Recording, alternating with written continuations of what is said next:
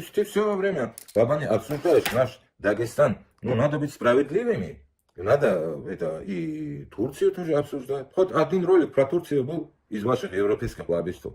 Бабани, второй год идет, как я за вами наблюдаю. Хотя бы один ролик. Неужели там ни одного мужчины нету, дагестанца, из ваших европейских лоббистов? Нельзя же, Абдулла, быть такими. Нельзя. Ну, хоть чуточку мужества должно быть у человека. Хотя бы намеком сказать то, что происходит в Турции. Хотя бы намекнуть. Ты же умеешь, Абдулла.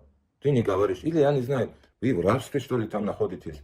Или вас пугают там и Абу Умара, и тебя, Абдулла. Ты-то вроде вот дерзкий человек, я не знаю. Тебя тоже пугают, что ли?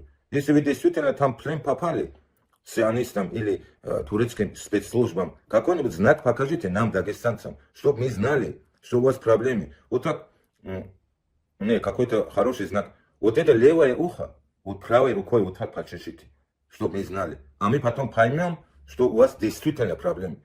Те спецслужбы не поймут. Вот это правую руку бери, Абдулла, вот так, короче, что-то ухо чешется, вот так скажи, и это будет знаком. И я пойму, что ты действительно там в рабстве у сионистов, у спецслужб.